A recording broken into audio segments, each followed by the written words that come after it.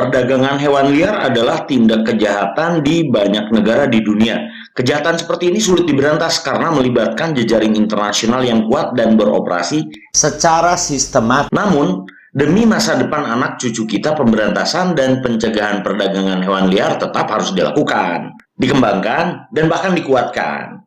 Wikipedia, pengetahuan dalam tabel, bagan, dan gambar.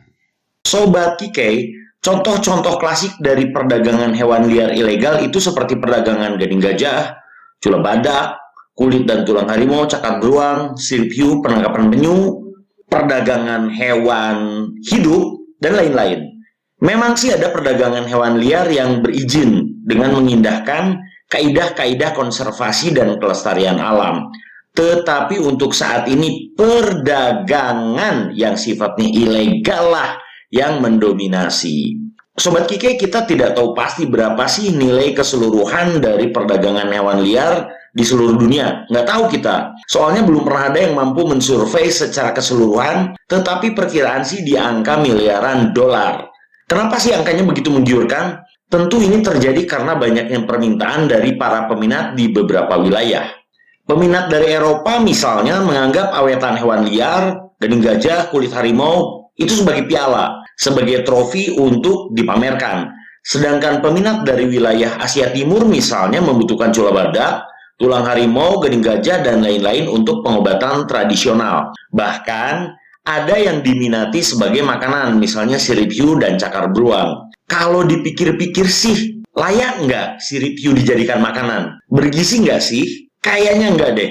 Soalnya sirip hiu kan terbuat dari keratin, sama dengan kulit manusia dan tanduk kerbau. Sobat Kike yang baik, lembaga dunia seperti WWF menyatakan bahwa perdagangan ilegal hewan liar sama bahayanya dengan pengerusakan lingkungan hidup. Keduanya mengancam keseimbangan alam. Jika pada pengerusakan lingkungan, bahaya yang ditimbulkan adalah banjir, kekurangan oksigen, kehancuran keragaman hayati, dan kekurangan sumber pangan, maka pada perdagangan hewan liar bahayanya adalah pada ketidakseimbangan ekosistem alam.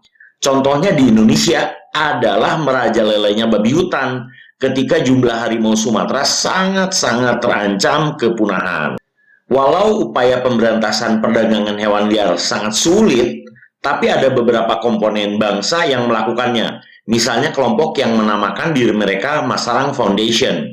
Masarang Foundation menyelenggarakan lokasi penyelamatan hewan liar di Provinsi Sulawesi Utara, tepat di ujung utara Pulau Sulawesi. Nama dari lokasi itu adalah Tasikoki Wildlife Rescue Center, pusat penyelamatan hewan liar Tasikoki. Kenapa mereka memilih lokasi di sana? Mungkin ini terkait dengan rute perdagangan ilegal hewan liar ke Asia Timur. Lokasi itu pun berdekatan dengan Pelabuhan Bitung. Setiap tahun aparat di Pelabuhan Laut Bitung menyita ribuan hewan liar yang akan diperdagangkan secara ilegal. Aparat pelabuhan tentu tidak punya fasilitas untuk melakukan penyelamatan hewan-hewan itu, maka semua hewan dievakuasi ke Tasikoki. Sobat Kike, Tasikoki bahkan punya semboyan Tasikoki Combat Illegal Wildlife Trade, suatu semboyan yang sangat serius. Sobat Kike, ayo kita dukung perang melawan perdagangan hewan liar secara ilegal dengan mengkampanyekannya ke saudara, kawan, tetangga, kenalan, pacar, ipar, mertua, dan lain-lain. Sobat Kike bisa mengunjungi situs Masarang Foundation dengan alamat seperti yang tertulis di sini. Baiklah Sobat Kike, sekian, terima kasih, dan hatur thank you.